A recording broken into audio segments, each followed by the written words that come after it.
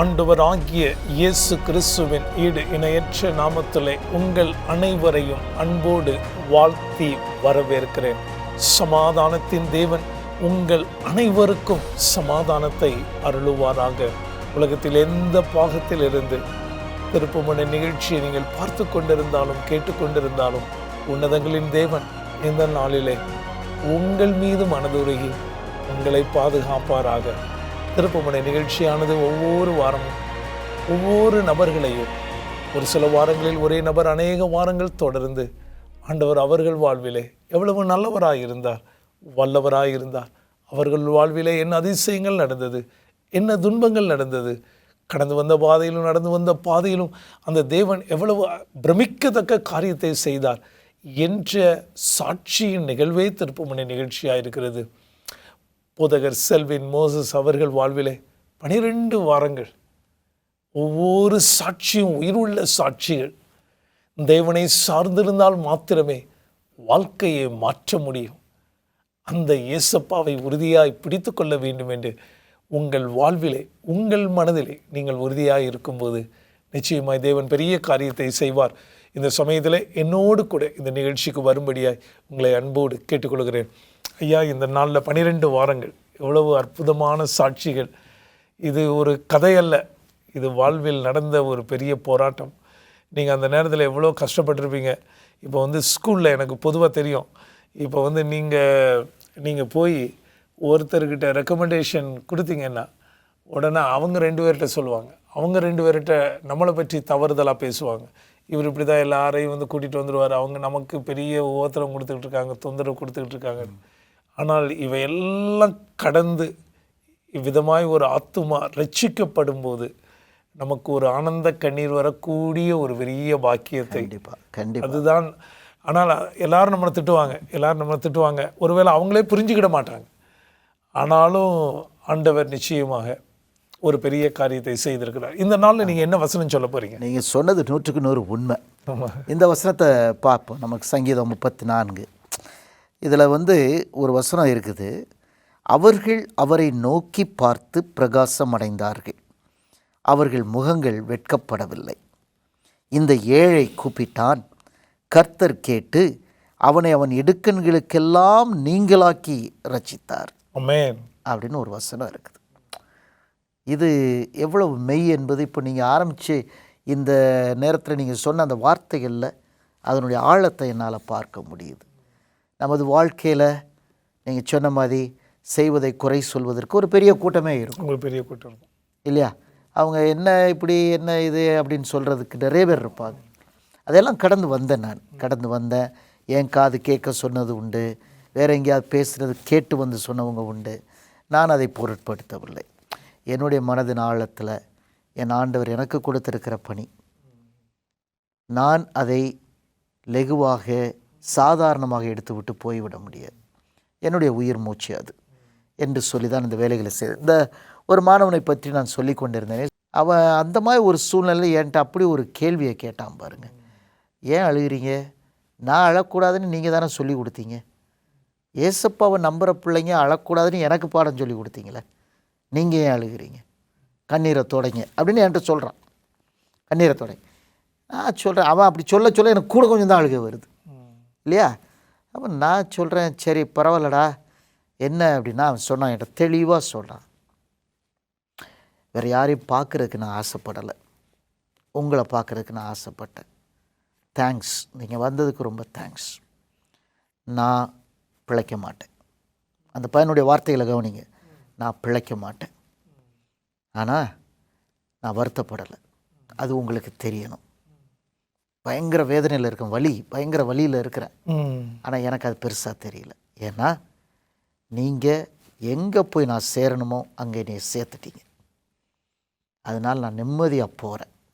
ஆனால் எனக்கு ஒரு ரிக்வெஸ்ட் இருக்குது, அதை சொல்கிறதுக்கு தான் உங்களை பார்க்கணுன்னு சொன்னேன். நீங்கள் வந்துட்டீங்க.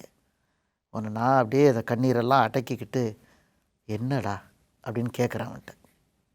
அவன் சொன்னான், ஏசப்பா திரும்பி வரும் பொழுது அவருக்குள் விசுவாசமாய் செத்தவங்கெல்லாம் முதல்ல எழும்புவாங்கன்னு சொன்னாங்கல்ல, நான் எழும்புவேன். நான் எழும்பும்போது மறுபடியும் உங்களை பார்க்கணும். நான் நீங்கள் இல்லாமல் போயிடாதீங்க, அழாதீங்க சொல்லி அடுத்த நிமிஷத்தில் இறந்து போயிட்டோம். ஒரு போதகரின் குடும்பத்தில் பிறந்த பிள்ளை நான். ஆனால் எனக்கு ஆண்டவர் இவ்வளவு அழகாக காரியங்களை செய்ய வல்லவர் என்பதை அன்னைக்கு அந்த பிள்ளை சொன்ன வார்த்தையில் தான் நான் உணர்ந்து பார்த்தேன். அது வரைக்கும் நானாக எனக்கு அந்த பாடத்தை சொல்லிக் கொடுப்பேன், வசனத்தை படிப்பேன், படிச்சுட்டு யாரையும் நம்ம உதாசனப்படுத்தக்கூடாது, யாரையும் இழிவாக நினச்சிடக்கூடாது, யாரையும் தரக்குறைவாக நம்ம பார்த்துடக்கூடாதுன்னு எனக்கு நானே சொல்லிக்கிட்டு இருப்பேன். ஆனால் அன்னைக்கு அடித்தான் பாருங்க ஒரு அடி, என்னைய சம்மட்டியில் அடித்த மாதிரி. அப்போ ஆண்டவருடைய வசனமும் அதான் சொல்லுது, மனம் திரும்புகிற ஒரு பாவி நிமித்தம். அப்போ இந்த நிகழ்ச்சியை நான் இன்னைக்கு உங்கள்கிட்ட பகிர்ந்துக்கிட்டு இருக்கிறேன். பார்க்கிற நூற்றுக்கணக்கான ஜனங்கள், ஒவ்வொருவருக்கும் ஒரு போராட்டம் இருக்குது, ஒவ்வொருவருக்கும் ஒரு வேதனை இருக்குது. யாரும் விதிவிலக்கு கிடையாது. ஆனால் துவண்டு போவதற்கு நமக்கு எந்த அவசியமும் இல்லை இந்த தேவனை நம்பினால். ஏன்னா இவர் இந்த உயிர், இந்த ஜீவன், மரணம் இதோடு முற்றுப்புள்ளி வைக்கிற ஆண்டவர் அல்ல. அழகா சொல்லியிருக்காரு, என்னை விசுவாசிக்கிறவன் மரித்தாலும் பிழைப்பான். அப்போ என்னுடைய வாழ்க்கையில் இந்த வசனம் உயிர் பெற்ற ஒரு வசனமா. ஏன்னா இந்த பிள்ளை சாகிறதுக்கு முன்னால் என்கிட்ட சொல்லிட்டு போகிறான், நான் எழும்புவேன், நான் உங்களை பார்க்கணும். அப்போ என்னுடைய வாழ்க்கையில் நான் தடம் புரண்டக்கூடாது அப்படின்னு நான் நினைக்கிறதுக்கு ஒரு பயங்கரமான சாட்சியாக அவன் நின்றுட்டான். பார்க்கணும், இந்த பிள்ளையை பார்க்கணும். நான் ஏற்கனவே ரொம்ப இளம் வயதில் தாயை இழந்தவன், தகப்பனை இழந்தவன். ஆண்டவர் வரும்பொழுது அவங்கள பார்க்கணுங்கிறதெல்லாம் என்னை பலப்படுத்துறதுக்கு நான் பயன்படுத்தியிருக்கிறேன். ஆமாம், பயன்படுத்தி இருக்கிறேன். அம்மாவை பார்க்கணும், அப்பாவை பார்க்கணும், பாட்டியை பார்க்கணும், அப்படி நான் நேசித்து இழந்தவர்களை நான் பார்க்கணும் அப்படின்னு நான் ரொம்ப பிரமிப்பாக ஜபித்த நாட்கள்லாம் உண்டு. ஆனால் இந்த பிள்ளை என் உறவில் இருந்த பிள்ளை இல்லை, எங்கே இருந்தோ வந்தவன் இல்லையா. கண்டிப்பாக அந்த ஓரிரு ஆண்டுகள் பள்ளிக்கூடத்தில் படித்ததுனால. ஆனால் அவன் ஏற்படுத்தின தாக்கம் இன்றைக்கி அம்மா அப்பா பாட்டியை பார்க்கணுங்கிறத விட மறுபடி பார்க்கணும் அப்படிங்கிற ஆசை எனக்கு. அப்போ சங்கடத்தில் இருக்கிறவங்களுக்கு என்னுடைய வாழ்க்கையின் வாயிலாக நான் சொல்லுகிற ஒரே காரியம், இடமனதாக இருக்கு. மிக ஒரு அற்புதமான ஒரு காரியத்தை நீங்கள் சொன்னீர்கள். அந்த ஒரு பிரஜாதி மாணவனாக இருந்தாலும் அந்த பைபிள் ஸ்டடி அவன் கற்றுக்கொண்டான். கிறிஸ்துவுக்குள் பிரியமான தேவனுடைய பிள்ளைகளை சற்று காத்திருங்கள். மீண்டும் ஒரு அற்புதமான சாட்சியோடு நான் சந்திக்கிறேன். மீண்டும் நாம் திருப்பமான நிகழ்ச்சிக்குள்ளே கடந்து செல்வோமா? அப்போது நீங்கள் சொன்ன காரியம் இது வாழ்க்கையில் ஒரு பெரிய முக்கியமான ஒரு காரியம். நீங்கள் சொன்ன ஒரு காரியம் சொன்ன நம்மளும் அதை, ஆனால் நீங்கள் அந்த மாணவனை அவங்க இதான் கடவுள் தெரிந்தெடுத்தது. ஒருவேளை அவன் பெரிய படித்து ஒரு பெரிய பதவி கூட வந்திருக்கலாம். ஆனால் அதை காட்டிலும் அவனுக்கு ஒரு நம்பிக்கை இருந்திருக்குது, நான் பரலோகத்தில் என்ன பண்ணுவேன், இருப்பேன் சார், நீங்களும் வந்துடுங்க. அப்போது அந்த பைபிள் ஸ்டடி அவனுடைய அந்த மரண படுக்கையில், வேதனையில் யார் மேலேயும் கோவப்படாமல், யார் மேலேயும் இது பண்ணாமல் அவனுக்கு ஒரு ஆனந்த பாக்கியம் இருந்திருக்கு. இன்றைக்கி அந்த ஆனந்த பாக்கியம் நிறைய பேர்கிட்ட இல்லை. ஆனால் இந்த அற்புதமான சுந்தர் வாழ்விலே இருந்திருக்கிறது. அப்போ இது கேட்கக்கூடிய விசுவாச பிள்ளைகள், நேயர்கள், நம்ம எல்லாருடைய வாழ்விலும் அந்த ஆனந்த பாக்கியம் இருக்க வேண்டும். சொல்லுங்களேன். எனக்கு இதில் ரொம்ப சுவாரஸ்யமாக இருந்தது அப்படின்னா, இருந்த சூழ்நிலை, அவன் புலம்பிக் கொண்டு இருந்திருக்க வேண்டும், அழுது ஒப்பாரி வைத்து கொண்டு இருக்க வேண்டும். சுயநினைவில் இல்லாமல் மூர்ச்சையாக இருந்தானா அமைதியாக இருந்திருக்கலாம். ஆனால் நினைவில் இருந்தானா அவன் வழியில் துடிச்சிக்கிட்டு இருந்திருக்கணும். ஆனால் அப்படி எந்த காட்சியும் பார்க்கல. நான் அப்படி எதிர்பார்ப்பில் தான் அவன் பக்கத்தில் நின்றுக்கிட்டு இருக்கேன். நீங்கள் அப்படி தான் வர்றீங்க இல்லையா? இப்படிப்பட்ட ஒரு சம்பவம் நடந்துருச்சேன்னு ஆண்டவரோடு எனக்கு இருந்த போராட்டமும், என் வாழ்க்கையில் என்னுடைய விசுவாச பயணத்தில் அன்று இருந்த போராட்டத்தின் அளவுக்கு ஆண்டவர்கிட்ட நான் கோவப்பட்டு பேசினதே கிடையாது. எனக்குள்ள ஒரு மூர்க்கத்தனமான கோபம், அவரை விட்டு போயிடணுங்கிற அளவுக்கு எனக்கு கோபம். ஏன் ஆண்டவரை, நீங்கள் நிஜம்னு சொல்லி நான் நம்பத்தானே செய்கிறேன். இவனை நீங்கள் அன்னைக்கே காலி பண்ணியிருக்கலாமே, இவனை வளர பண்ணி மென்மைப்படுத்தி அவனை தகுதிப்படுத்தி எல்லார் இருதயத்திலும் குடிகொள்கிற அளவுக்கு அவனை ஒரு பாசமான பிள்ளையாக கொடுத்து அவனும் வாழ்க்கையை நான் ஆண்டவர்கிட்ட ஒப்பு கொடுத்துட்றேன், இந்த பள்ளிக்கூடத்தை விட்டு வெளியே போயிட்டேன்னா எனக்கு அதை எடுக்க முடியாமல் போயிடும், என்னை விட்டுறாதீங்க அப்படின்னு சொல்லி வேத பாடங்களை படித்து இப்படி இருக்கிற ஒரு பிள்ளை இப்படி பகீர்னு பறிச்சுட்டு போனான் அப்படின்னு சொல்லி அவர்கிட்ட சண்டை போட்டு தான் நிற்கிறான் அந்த அறையில் இல்லையா. ஆனால் இவன் கண்ணை விழித்து அவன் சிரித்து, அந்த சிரிப்பு கூட எனக்கு இன்னும் நல்லா ஞாபகம் இருக்குது. உலர்ந்த உதடுகள், ஒரு சின்ன கீரல் இருந்துச்சு அந்த உதட்டில், அதில் ஒரு துளி ரத்தம் மட்டும் அப்படி உறைஞ்சி நிற்கிது. கண் அந்த வெள்ளை பகுதி எல்லாமே மஞ்சள் இருக்குது அந்த மஞ்சள் காமாலையினால்.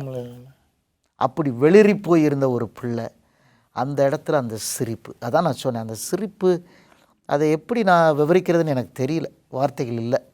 ஆனால் அந்த சிரிப்புலேயே எனக்கு ஆண்டவர் பெரிய பாதிப்பை உண்டாக்கிட்டார். எப்படி இவனால் முடியுது? திட்டமாக இருக்கிற நான் அங்கே கூப்பாடு போட்டுக்கிட்டு நிற்கிறேன். அப்படியே ரொம்ப இமோஷ்னலாக உணர்ச்சி வசப்பட்டு துடிச்சிக்கிட்டு நிற்கிறேன். துடிக்க வேண்டிய அவன் அவ்வளவு நிதானமாக கூலா ஒன்றுமே நடக்காத மாதிரி அவனால் எப்படி அதை சிரிக்க முடிஞ்சிச்சு? எப்படி அப்படி நிதானமாக வார்த்தைகளை பேச முடிஞ்சிச்சு? அது மறிக்கும் சூழ்நிலையில். எனக்கு வேற எங்கேயும் அப்படி ஒரு செய்தியை கேள்விப்படப்படலை. அமைதியாக இருந்து செத்து போனாங்க நான் கேள்விப்பட்டிருக்கிறேன். ஆனால் இப்படி தெளிவாக பேசி உள்ளத்தில் இருந்ததை சொல்ல வேண்டியதை சொல்லிட்டு அவன் அப்படி உறங்கி போகிறத என்னால் ஒரு சாதாரண எதேச்சியாக நடந்த சம்பவமாக என்னால் பார்க்க முடியல. நான் கவலைப்படலை, ஏன்னா ஆண்டவர்கிட்ட போய் சேர்த்துட்டீங்க, என்னைய சேராமல் இருந்திருந்தா நான் கவலைப்பட்டிருக்கணும் அப்படின்னு சொன்னால், சேர்த்த நான் இன்னும் உறுதியாக இல்லையே.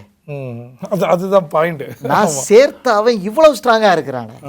அதுவும் கொஞ்ச நாள்ல. ஆமாம், எத்தனை வருஷம் இருக்கும்? கண்டிப்பா 3 வருஷம். 7வது வந்தா 8வது 9வது இது நடக்குது. நம்ம 30-40 வருஷமா இருக்கலாம். அது ஒரு போதவருடைய குடும்பத்தில் பிறந்து அப்ப எனக்கு இல்லாத ஒரு திடம், ஒரு நம்பிக்கை, ஒரு அசாத்திய நம்பிக்கை, ஒரு அசுர பலம் இந்த பிள்ளைக்கு இருந்திருக்குது. அப்போ நான் செஞ்ச ஊழியத்தினால அவன் நிலைச்சானா இல்லை அந்த பிள்ளையுடைய சாட்சினால நான் உறுதி பெற்றனாலும் எனக்கு தெரியல. அந்த கேள்விக்கு ரெசிப்ரோக்கல் இல்லையா? என்னால் அவன் அவனால் நான்ங்கிற மாதிரி எனக்கு ஒரு ஆழமான ஒரு பாடம். எங்கேயும் நம்ம திசை மாறிடக்கூடாது, சிதைஞ்சிடக்கூடாது அப்படின்னு சொல்லி, ஐயா நான் சொல்கிறேன், அந்த பிள்ளைய அப்படி ஒரு கோலத்தில் பார்ப்பேன்னு நான் நினச்சி கூட பார்த்துருக்க மாட்டோம் இல்லையா? தகப்பனுக்கு தாய்க்கு எவ்வளோ பெரிய நஷ்டம். ஆனால் எனக்கு இது எப்படின்னா ஒரு பெரிய வெற்றிடத்தை உண்டாக்கிருச்சு. அவன் இல்லைங்கிறது ஒரு வெற்றிடம் உண்டாக்கிருச்சு. ஆனால் அவனுடைய வார்த்தைகள் நான் தோற்று போகலை, ஜெயிச்சவனாக தான் நான் போகிறேன், போக வேண்டிய இடத்துக்கு தான் நான் போகிறேன், அவ்வளவு நம்பிக்கை, ரெஸ்ட் எடுக்கிறேன், எழுப்புவார், நான் எழும்புவேன், அங்கே உங்களை பார்க்கணும். என்னை மாற்றி போட்ட வாக்கியம் அதுதான், அங்கே உங்களை பார்க்கணும் அப்படின்னா அவனுக்குள்ளே இருந்த உறுதி. அதுவும் அந்த வாலிப வயதில். ஆமாம், அந்த வயதில் அவனுக்கு பெரிய வயதுனா வேற விஷயம். நான் யோசித்து பார்க்குறேன், எங்கே அந்த பிள்ளை, எங்கே காட்டுத்தனமாக நடந்த பிள்ளை, எங்கே எல்லாருக்கும் இவன் வேண்டவே வேண்டான்னு சொன்ன பிள்ளை எங்கே அப்படின்னு சொன்னால், இன்றைக்கி இப்படி ஒரு காரியத்தை சொல்லி கொடுத்துட்டு அவன் நிம்மதியாக இளைப்பாறிட்டான். ஆனால் எனக்கு என்ன பாடம் கிடச்சிச்சின்னா, ஆண்டவர் சொல்லியிருக்கிற மாதிரி இந்த உலகத்தில் உங்களுக்கு அநேக போராட்டங்கள் உண்டு, ஆனாலும் திடன் கொள்ளுங்கள், நான் உலகத்தை ஜெயித்தேன் அப்படின்னு சொன்ன ஆண்டவர் நம்மளுடைய ஆண்டவர். நம்ம இங்கே குழம்பிக்கிட்டு குறை சொல்லிக்கிட்டு குற்றப்படுத்திக்கிட்டு இருக்கிறோம். இல்லை, எனக்கு இந்த சுந்தருங்கிற பிள்ளை சொல்லி கொடுத்த பாடம், வாழ்க்கையில் எதுலேயும் குறை சொல்லாதீங்க.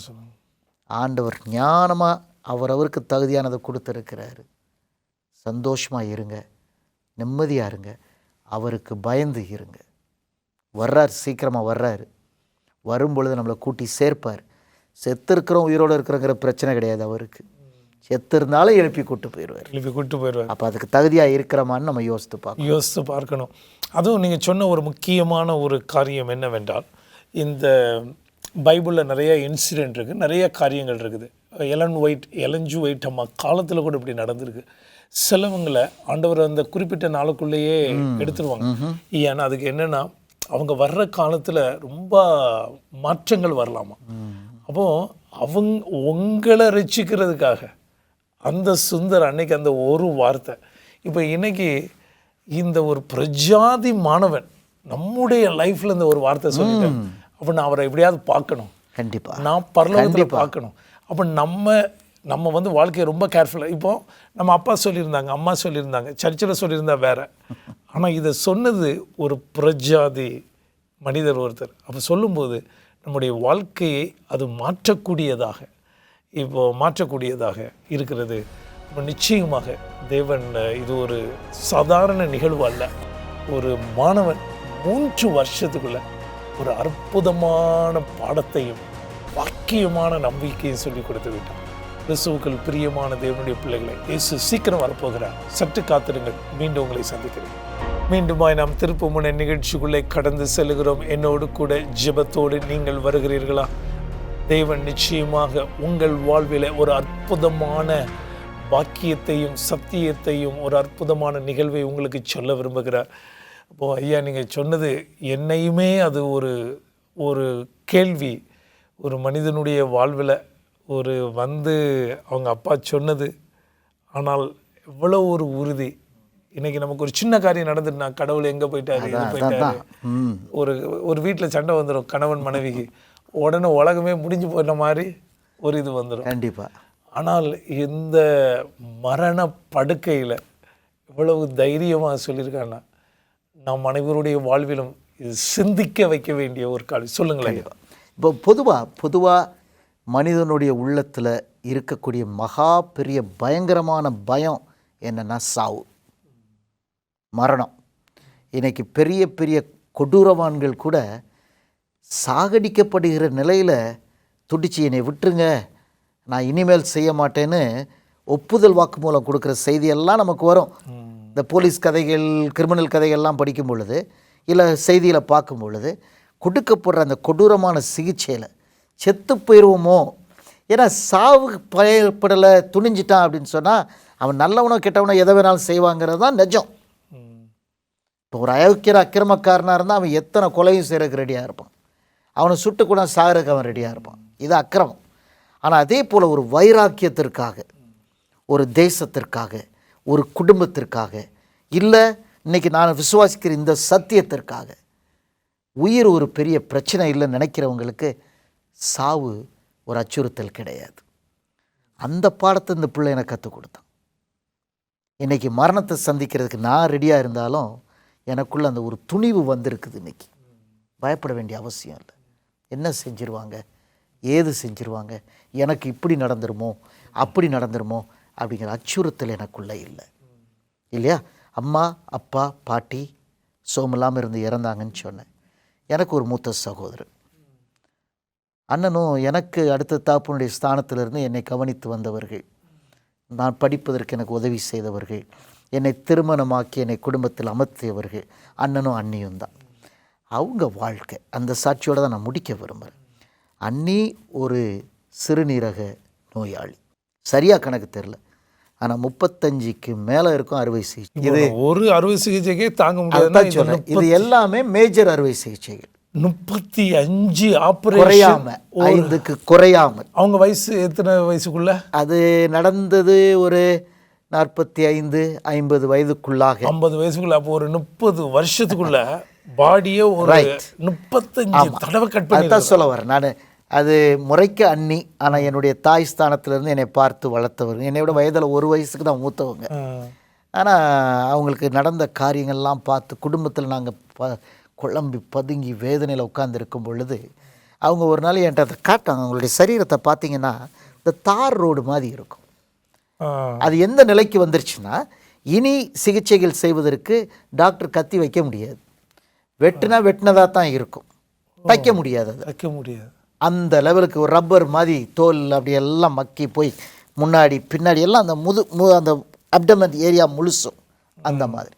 இந்த சூழ்நிலை அவங்களுக்கு ஒரு அறுவை சிகிச்சை கண்டிப்பாக செஞ்சாகணுங்கிற கட்டாயம் வருது.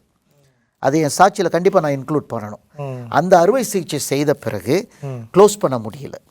ஒரு 6 இன்ச்சு நீளத்துக்கு, இந்த தொப்புளில் இருந்து மார்பு வரைக்கும் 6 இன்ச்சு நீளம், 1 இன்ச் அகலம் மாதிரி ஒரு துவாரம். அது தானாக குணமாகணும்னு சொல்லி திறந்து இருந்து வாழ்ந்தார்கள். அது மருந்து வைக்க முடியாது, கட்டு போட முடியாது, ஒன்றும் செய்ய முடியாது. அந்த அறுவை சிகிச்சை நடக்கும் பொழுது தான் அண்ணன் விசுவாசத்தில் ரொம்ப ஸ்ட்ராங்காக இருப்பாங்க. தடுமாறி நிற்கிறத பார்த்த உடனே அந்த அரை மயக்கத்தில் எங்கள் அண்ணி செய்கையில் காட்டியிருக்காங்க. அந்த நர்ஸு என்னன்னு சொல்லி ஒரு பேனாவை கொடுத்துருக்காங்க, ஒரு பேப்பரை பிடிச்சிருக்க அந்த நர்ஸு. எங்கள் அண்ணி அந்த வசனத்தை எழுதியிருக்காங்க, எல்லாவற்றிலும் ஸ்தோத்திரம் செய்யுங்கள், in all things give thanks அப்படின்னு எழுதியிருக்காங்க. எங்கள் அண்ணன் என்கிட்ட சொல்லும்போது சொன்னாங்க, என்னுடைய கண்ணை ரொம்ப ஆழமாக திறந்துருச்சு அது அப்படின்னு சொன்னாங்க. இது என்னுடைய வாழ்க்கையில் நான் கேள்விப்பட்ட ஒரு இது. குடும்பத்தில் சுந்தர் இதை நான் நேராக பார்த்து சாவுக்கு பயப்பட வேண்டிய அவசியம் இல்லைங்க. மிக ஒரு இந்த நிகழ்வெல்லாம் பார்க்கும்போது நம் வாழ்விலே ஒரு பெரிய காரியம், தேவனுடைய அன்பை விட்டு பிரிப்பவை எவை?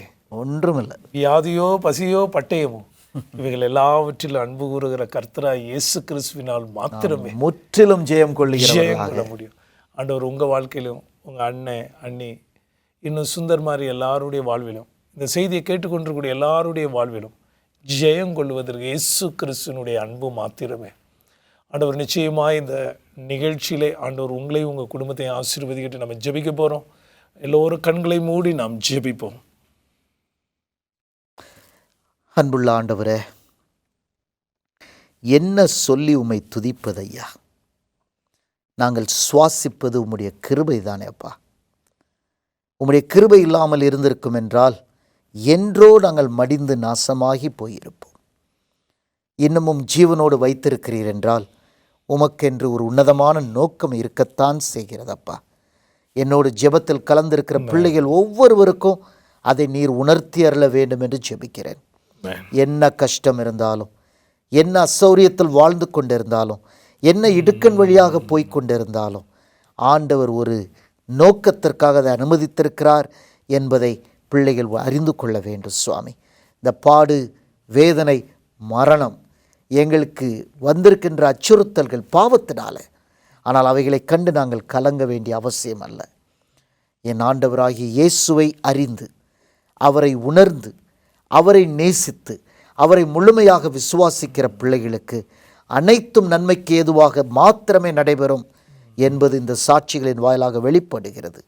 அது எல்லாருக்கும் உண்மை, எல்லாருக்கும் பொருந்தும். ஏனெனில் நீர் என்னுடைய தேவன் மாத்திரமல்ல அப்பா, எல்லாருக்கும் நீர் தேவனாய் இருக்கிறீர். நாங்கள் எல்லாரும் உடைய கையின் சிருஷ்டிகள் என்பதை அறிந்திருக்கிறோம். சந்திங்க ஆண்டவரே, மனதை திடப்படுத்துங்க, அதைரியமாக இருக்கிற பிள்ளைகளை தைரியப்படுத்துங்க, சோர்ந்து போயிருக்கிற பிள்ளைகளை உற்சாகப்படுத்துங்க, வேதனையில் இருக்கிறவர்களை தேற்றுங்க, சுகவீனமாக இருக்கிறவர்களை சுகப்படுத்துங்க. அன்பின் ஆண்டவராகிய இயேசு கிறிஸ்துவின் மூலமாய் ஜெபிக்கிறோம், ஜெபங்கேளும் நல்ல பிதாவே. ஆமென். ஆமென். ஐயா, ஆண்டவர் நிச்சயமாய் உங்களை உங்கள் குடும்பத்தை ஆசீர்வதிக்கட்டு. உங்களுடைய பணிகளிலே ஆண்டவர் உங்களோடு கூட இருக்கட்டும். கிறிஸ்துவுக்குள் பிரியமான தேவனுடைய பிள்ளைகளே, இந்த நாளின் நிகழ்ச்சி உங்களுக்கும் உங்கள் குடும்பத்திற்கும் ஆசீர்வாதமாக இருந்திருக்கும் என்று விசுவாசிக்கிறேன். உங்களுக்காக நாங்கள் ஜெபிக்க வேண்டுமென்றால் எங்களோடு தொடர்பு கொள்ளுங்கள். இலவசமான புத்தகங்கள் வேண்டுமென்றால் எங்களுடைய விலாசத்திற்கு நீங்கள் தொடர்பு கொள்ளும்படியாக உங்களை அன்போடு கேட்டுக்கொள்கிறேன். ஃபேஸ்புக் மூலமாக நீங்கள் எங்களை தொடர்பு கொள்ளலாம், இமெயில் மூலமாக தொடர்பு கொள்ளலாம். இயேசு சீக்கிரம் வருகிறார், அவரை சந்திக்க ஆயத்தமா.